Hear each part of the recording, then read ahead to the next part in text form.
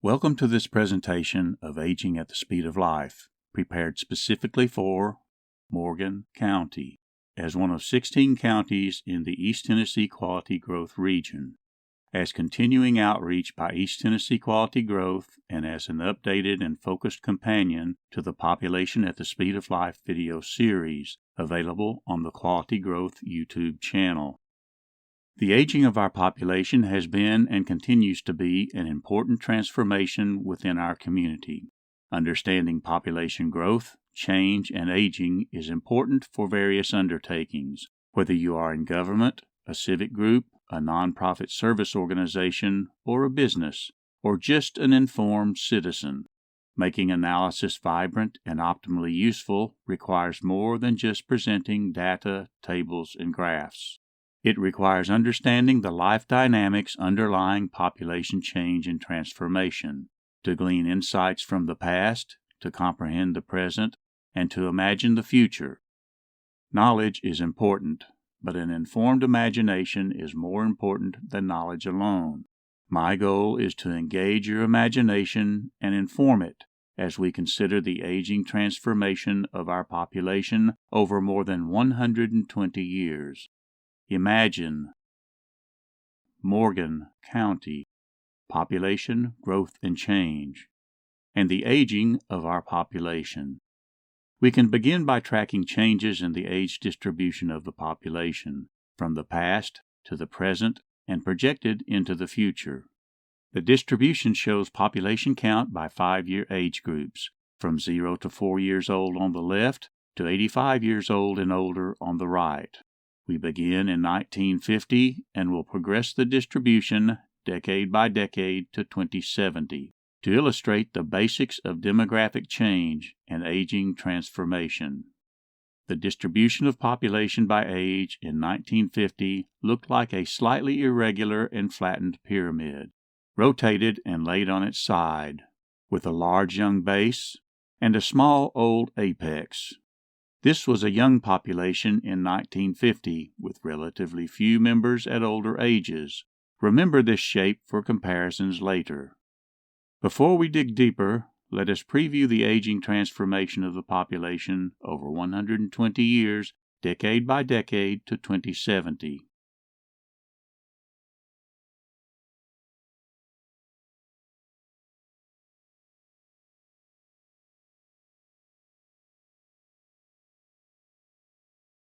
Projected to 2070, highlighting the change from 1950 to 2070 and back to 1950. We are interested in the aging of the population into older adult or senior years. Thus, we need to define by age the senior population.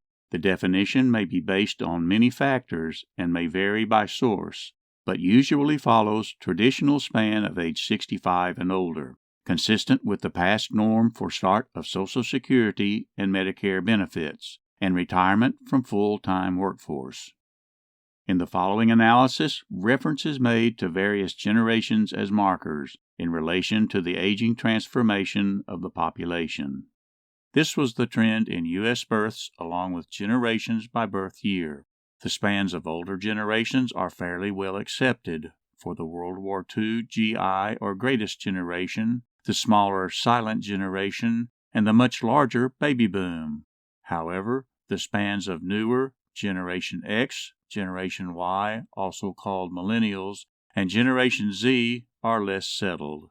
In particular, year boundaries and spans for Millennials and the following Generation Z were still being debated at the time of producing this video. Note that the millennial generation in blue is shown as a 21-year span to the year 2000. The usefulness of the year 2000 millennial marker to define a generation has come into question, and some argue that the span for the millennial generation should be closer to 16 years, still allowing for generational coming of age during the new millennium, but bringing Generation Z about 5 years further into the graph.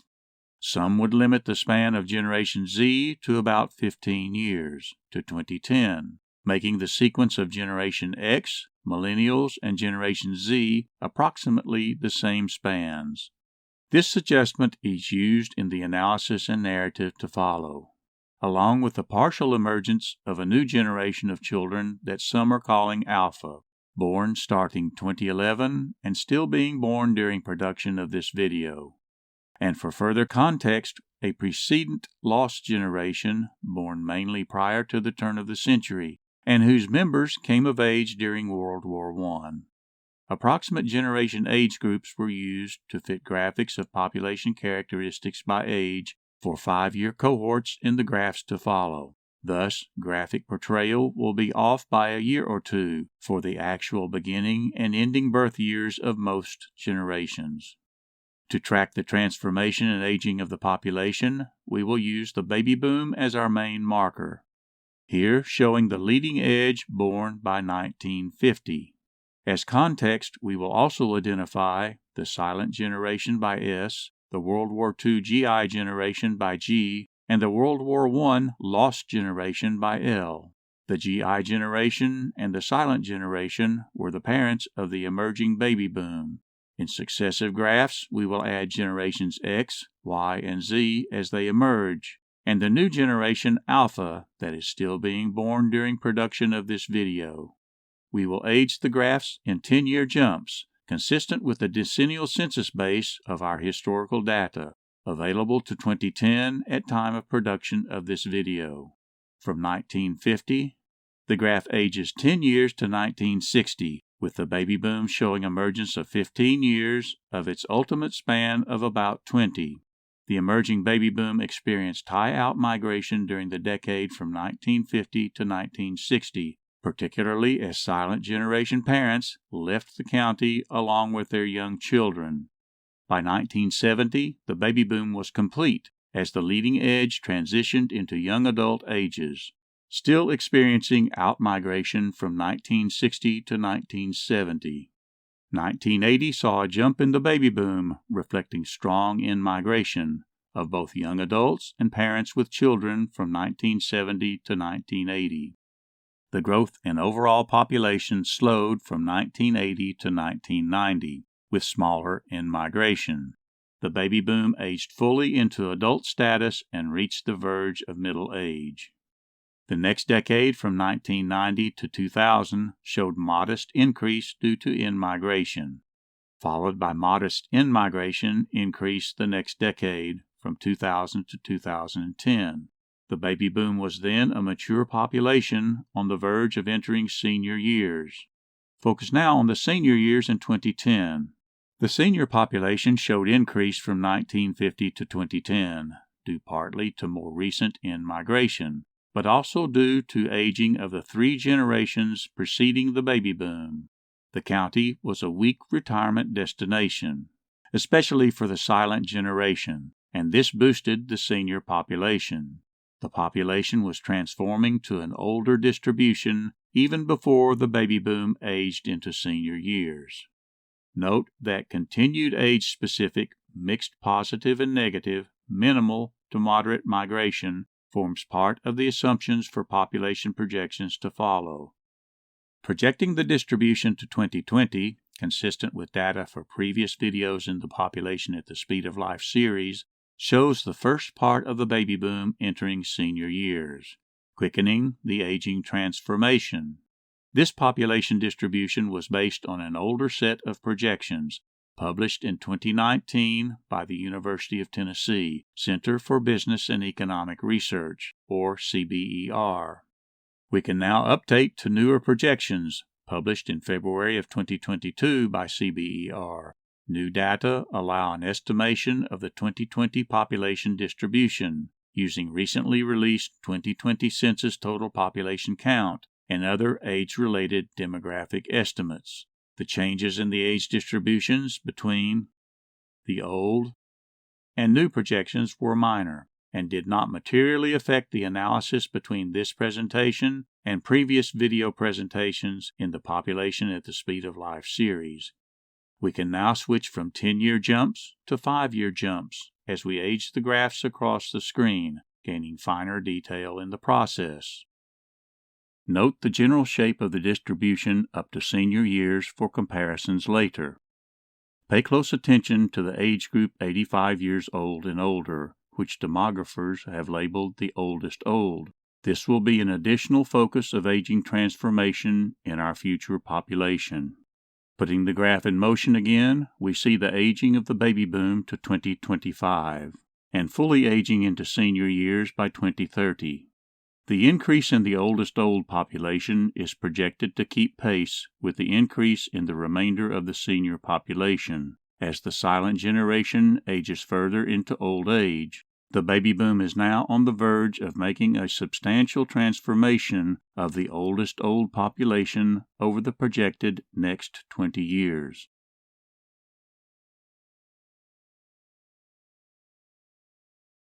To 2050, the baby boom continues to form the leading edge of a transformation to a much older distribution.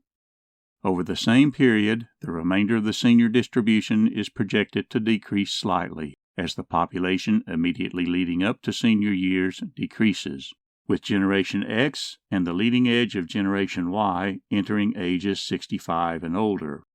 Over the projected next 20 years, the oldest old population will increase with aging of Generations X and Y, at the same time that the baby boom will reach full extent of lifespan and pass from the population.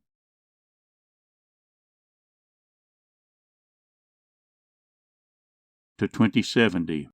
The passing of most of the previously large baby boom, along with aging of Generation X and leading edge of Generation Y, will result in a slowing of increase in the oldest old population compared to the previous 20 years, while maintaining the overall oldest old transformation started 40 years earlier.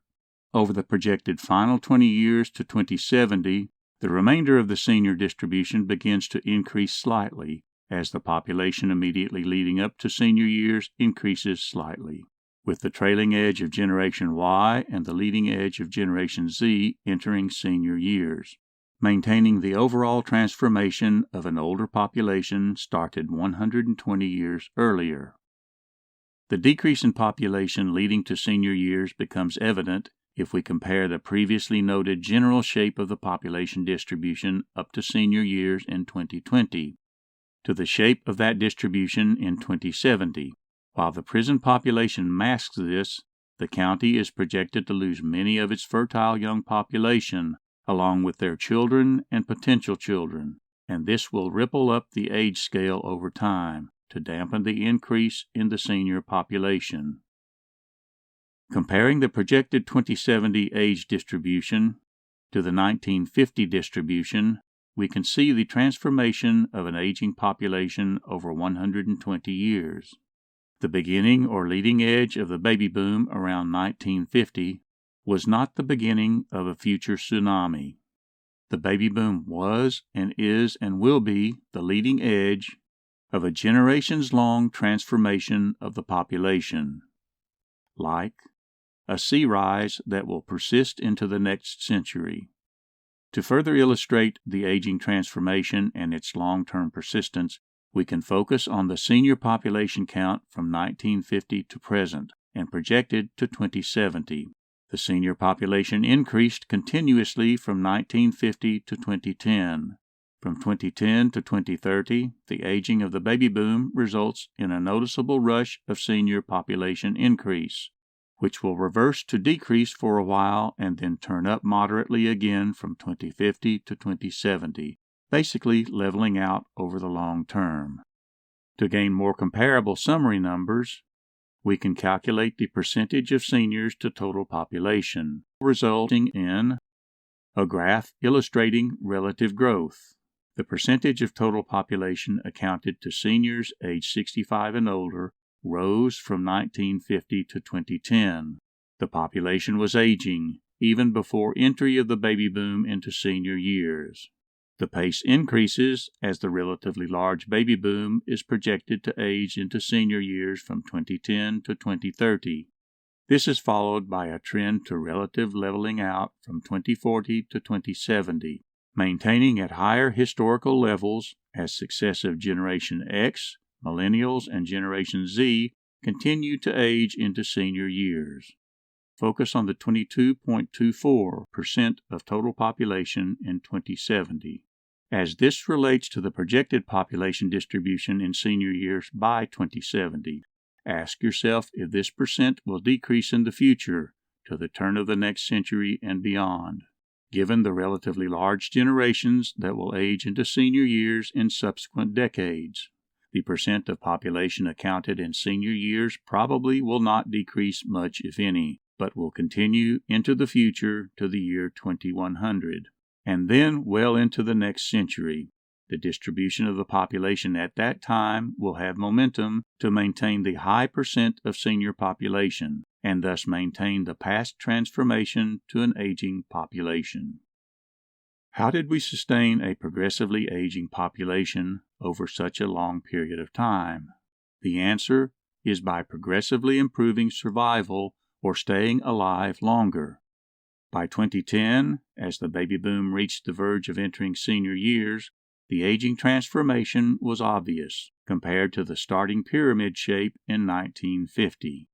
The relatively large bulge of the baby boom at the time raised concern of impact on the future senior population and related programs such as Social Security and Medicare. The popular press and some academic sources inaccurately labeled the pending phenomenon as a tsunami, but I prefer to call it a persistent sea rise and use a more local term for future impact. Triple whammy. The baby boom was a large birth generation. After initial outmigration during its emerging years from 1950 to 1970, it grew substantially from in-migration, especially more recently during the 1990s and 2000 to 2010. And something not evident. It was a generation that was surviving or living longer, and thus reaching senior years in greater numbers. This last leg of the triple whammy may be the most important factor transforming population distribution by age from the past and into the future. To facilitate consideration of this important factor, we use a series of U.S. survival functions from 1900 to 2000.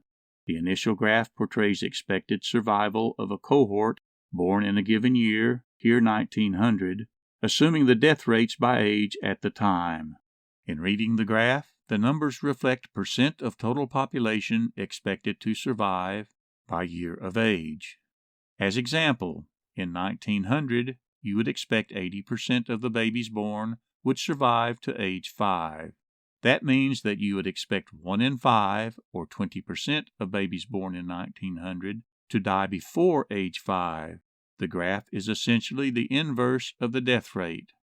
Jumping now to the year 2000, we see a great leap of improvement to less than 1 in 100 deaths by age 5, from expected 1 in 5 deaths in 1900.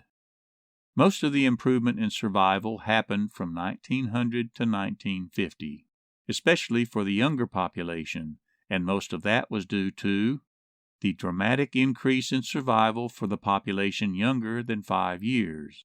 There also was a cumulative improvement of survival across all ages, such that a Generation Z baby born in the year 2000 could expect to greet a near 100% year-to-year survival well into its adult life, and expect its cohort to survive to age 50 and older in high numbers. At the other end of the graph, the improvement in survival for the oldest old progressed apace, starting in 1900 with a low survival of about 6% at age 85, and showing substantial increase by 2000 to an expected survival of about 35%. This was part of the larger improvement in survival for seniors 65 and older, with expected survival to age 75 increasing threefold, reaching approximately the average life expectancy in 2000. Life expectancy showed a long-term improvement and increased by more than 30 years from 1900 to 2009, to shy of 80 years old, as the baby boom was on the verge of entering senior years. Ancient text describes the situation fairly, with range of expected life from 70 to 80 years, with certain challenges in the interim. Remember labor and sorrow for future reference, from words written about 3,000 years ago. However, other ancient text provides a different perspective, beginning with a statement that fairly reflects the present situation of low infant mortality and longer life into older age for most adults, but raises the bar for ideal life expectancy to 100 or more. Assuming successful breakthroughs in medicine and aging research and improved well-being in the future, we may be on the cusp of that ideal. And some speculate that many in the youngest generations present and being born today may routinely live to 100 or even 120 years old. Not only would this maintain the transformation of our aging population, but also may intensify it in the future. Let us now tie things together and exercise our imagination. Imagine generations connected, with each older generation improving well-being and survival, and improved well-being and survival progressively greeting each new generation. We start with the survival curve for 1900 and overlay generations of interest at the time. The unnamed 3 predecessor generations span ages in which they would have impact on health and well-being of the contemporary and future population. The named lost generation was too young to have much impact at the time, but would come of age during World War I to take their literary moniker and impact in the next century. Let us now fast forward 50 years to find the predecessor generations aging out of high-impact years by 1950, with the lost generation in their prime, along with the GI or World War II's greatest generation, and the early years of the silent generation that would come of age at the end of World War II and shortly after. Over 50 years, these generations, from predecessor 1 to silent 6, were instrumental in the big jump in survival to 1950, which greeted the baby boom. The accomplishments of at least 6 previous generations boosted the health, well-being, and survival chances of the large new generation being born around 1950. In recognition of improved health and longevity, let us expand the high-impact years to age 85, and again fast forward another 50 years. By the year 2000, the first 3 predecessor generations passed off the graph. The lost generation and the leading edge of the GI generation aged through and out of high-impact years. The silent generation, the baby boom, and Generation X aged into their prime high-impact years. These generations built on the improvements from previous generations and improved by another 50-year increment the health and well-being and survival of the population that greeted the emerging Generation Z. Let us again recognize the improvement in health and longevity and expand the high-impact years to age 90. And let's project to get more recent, to 2020. In recognition of recent activism that focuses on the awareness of youth for their own well-being and probable improvements in survival and longevity at older ages, we can expand the years of impact to encompass ages 15 to 95 and include much of Generation Z, Millennials or Generation Y, Generation X, the baby boom, and the silent generation, all of whom stand to improved well-being of the contemporary population and the well-being of generations to come. We can get a sense of the generational relationship by overlaying the first generations present 120 years prior in 1900. In relation to the baby boom, the links between health and well-being and improvement to survival spanned at least 7 generations. This may challenge our thinking to consider a much expanded time horizon for contemplating our important work at hand. We are the first generation of more generations. Just as our predecessor generations improved our well-being, so we have the potential to improve the well-being of our 7-generation span. Our goals need not be limited to ourselves, our children, and grandchildren. Our goals may rightly consider even our great-great-great-great-grandchildren.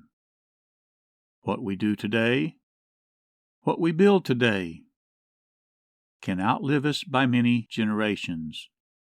The potential to impact health and well-being of contemporary and future generations should include the continuing active involvement of seniors age 65 and older who may experience longer and healthier lives, including the oldest old, for as long as they are able. Retirement and growing old need not lead to a cessation of involvement in a productive personal, family, and community life. Seniors can continue to apply their skills, accumulated knowledge, and life experience to the improvement of well-being and survival for themselves, their family, contemporary generations, and future generations yet unborn. We can continue to imagine the possibilities of generations connected, with each older generation improving well-being and survival, and improved well-being and survival progressively greeting each new generation, even to 7 generations hence. On a more personal note, the baby child, more likely the grandchild, and more likely still the great-grandchild you hold today, may live upwards to 120 years, to hold your great-great-great-great-grandchildren, your 7-generation future. Health plays a central role in our consideration of aging. Health is important in sustaining survival and lifespan, and is thus important in the life dynamic of population growth and aging. The profession of public health often refers to an aspirational definition that dates back more than 70 years. Health is a state of complete physical, mental, and social well-being, and not merely the absence of disease or infirmity. Well-being is an inclusive term encompassing the many factors that lead to survival and longer life. The profession of city and county planning also incorporates health as part of its purpose, exemplified in the purposes of the general plan, defined in Tennessee state legislation dating back almost 100 years, to best promote the health, safety, morals, order, convenience, prosperity, and welfare, often shortened to health, safety, and welfare. Welfare was an old conceptually inclusive term that developed different meaning over time. The similarly inclusive term well-being from public health may serve better in present discourse on these values. Are there challenges to these values in relation to our aging population? Consider the quote attributed to Betty Davis, "Getting old is not for sissies. There are a myriad of challenges facing us and our communities as we age."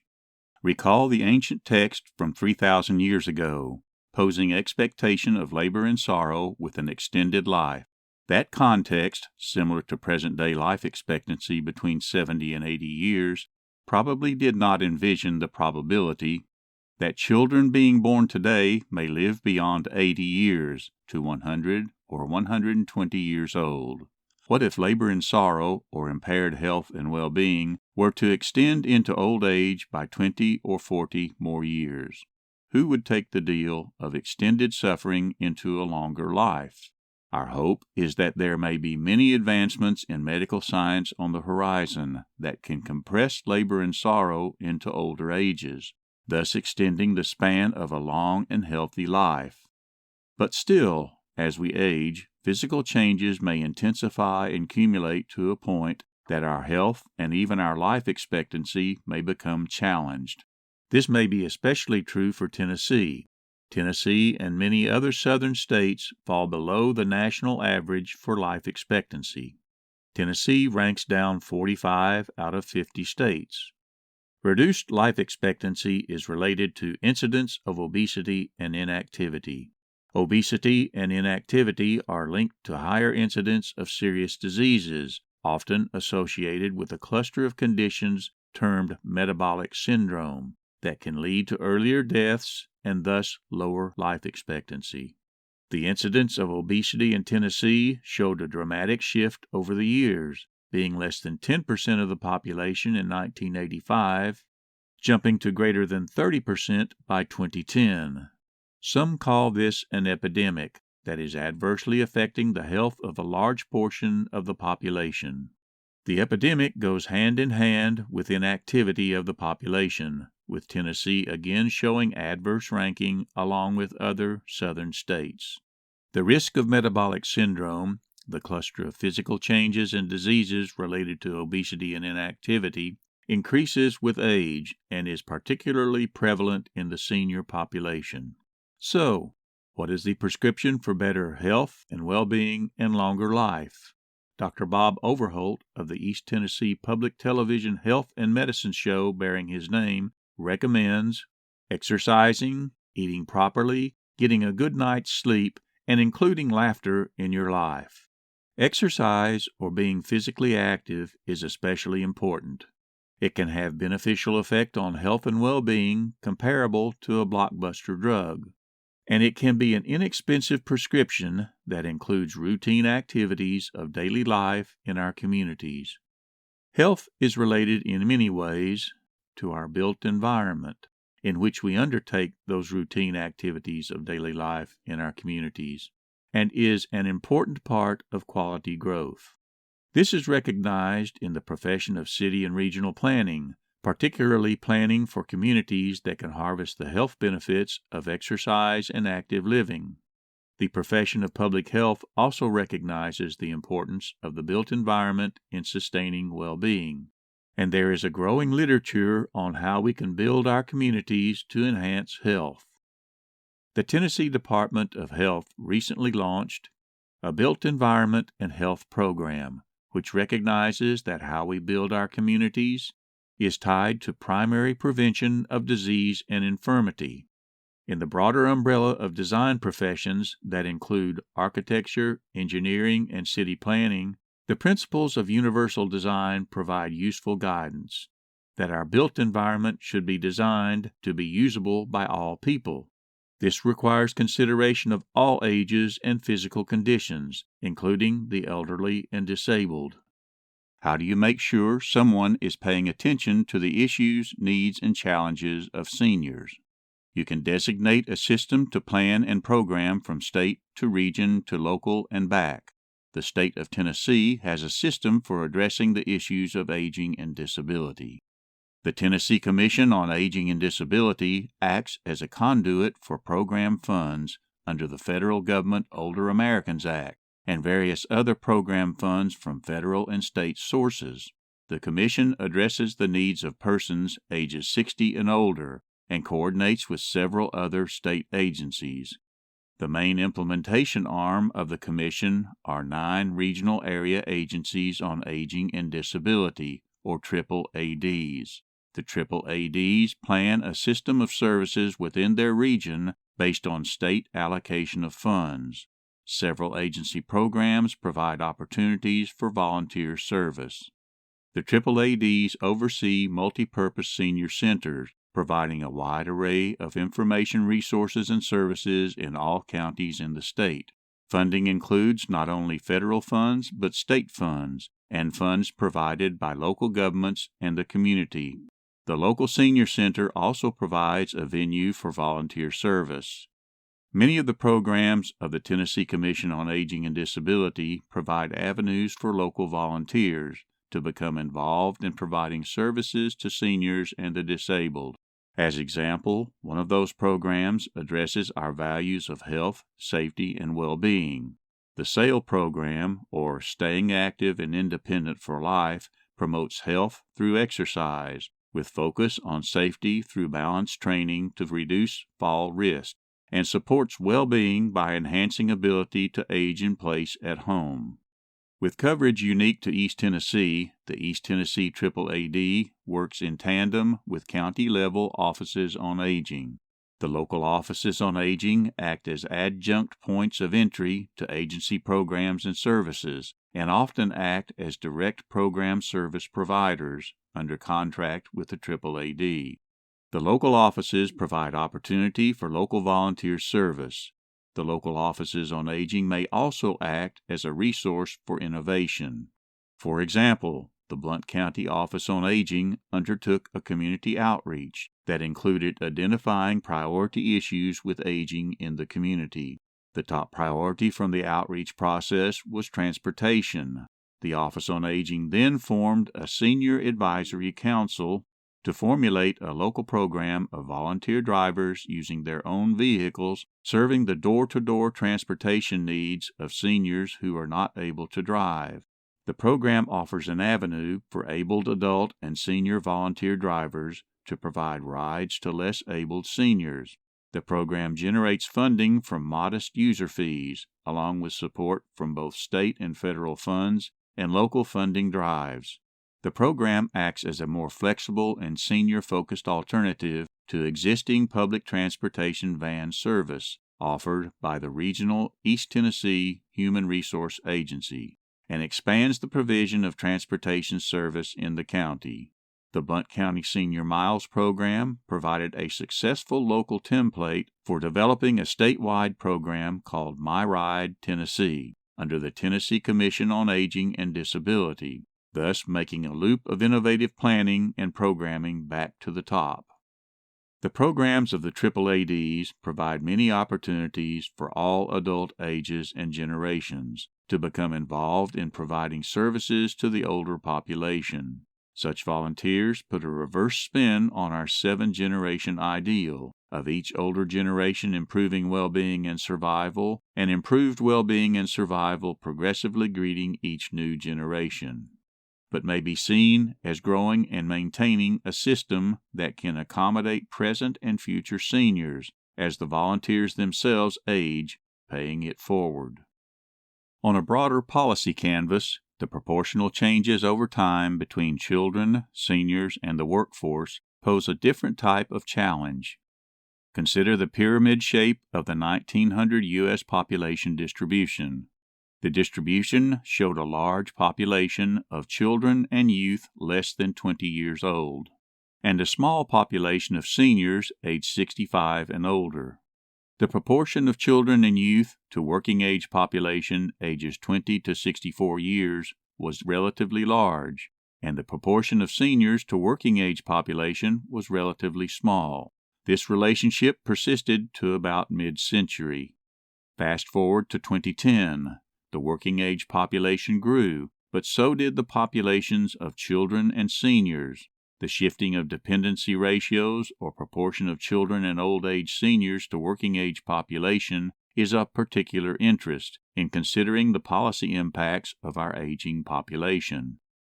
We focus on the historical trend from 1950 to 2010 and projected to about 2080, consistent with other analysis in this presentation.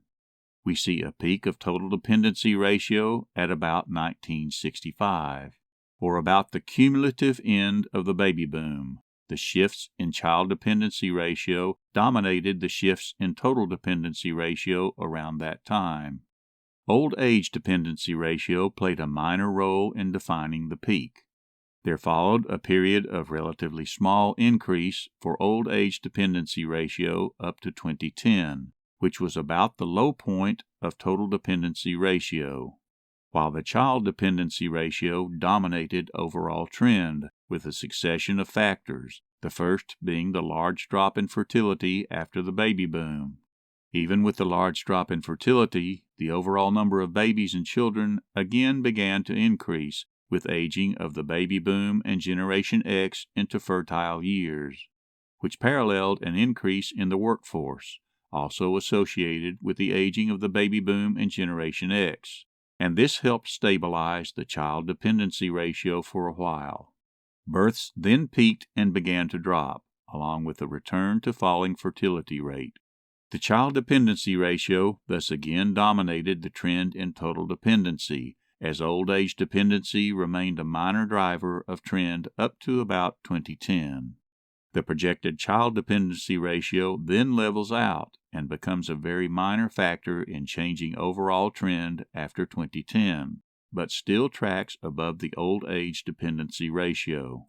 By 2010, the baby boom had aged into mature years and was thus on the verge of entering old age. As the baby boom entered old age, the projected old age dependency ratio begins to rise steeply, and old age dependency dominates the trend in total dependency. Following full aging of the baby boom into senior years and the subsequent aging of generations X, Y, and Z, The projected rise in old age dependency ratio moderates, but still dominates the trend and change of total dependency. Notice that old age dependency is projected to approach but not overtake child dependency. The aggregate effect of changes in total dependency ratio highlights that the combined near parity of child and old age dependency around 2080 will not rise to the peak level of 1965 total dependency, driven by emergence of the baby boom. Yet there remains a concern with our aging population and old age dependency in the future. The cost of raising children and the cost of addressing challenges of an aging population are substantial. However, there are major policy concerns with societal resources that support the senior population. As people age into senior years, they quickly increase their demand on those resources. This is especially true for the oldest old, aged 85 and older, who often face progressively more severe challenges of health and finance. A major societal support program for health care of the senior population is Medicare. That program, as presently constituted, faces increasing challenge, and its trust fund is projected to be depleted by 2028. Another major societal support program for the senior population is Social Security. That program, as presently constituted, also faces increasing challenge, and its trust fund is projected to be depleted by 2035. The projected transition of the baby boom into the oldest old ages 85 and older from 2030 to 2050 will pose even greater challenges to support programs for a burgeoning segment of our population that typically faces greater financial and medical issues. And the trend of increasing oldest old will continue, with projected aging of generations X and Y or millennials. The demands on public coffers is expected to rise in the future with the aging of our population. So, when should we address our core values in relation to our aging population? For challenges we may face due to our aging population, if we address those challenges now, we will address them for the many generations to follow. The important point is to start addressing the challenges now, as the senior population is on a quick rise, exposing or highlighting many critical issues. I invite you to imagine that this is our quest: health, safety, well-being, survival into a long and healthy life, quality growth, both of a healthy population and of a healthy built environment to sustain that population. And our communities will be better for this, for us and following generations to live long and prosper and be well. Imagine that.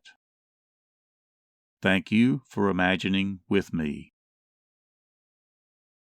Hi, I am John Lamb, producer of Aging at the Speed of Life, and the narrator for this presentation. I am retired after almost 22 years as Blount County Director of Planning, and I continue activity in local groups addressing the issues of aging and health. I am also member of similar groups at the regional level in East Tennessee. And I am president of East Tennessee Quality Growth, or ETQG, covering the 16 counties shown on the map. East Tennessee Quality Growth is a 501c3 nonprofit organization with mission to promote regional and local dialogue, along with regional cooperation and local action. This video was produced as a volunteer service with no funding from any government or private organization. You may access more videos on population growth and change in the 16 counties of the East Tennessee Quality Growth region on the Quality Growth YouTube channel.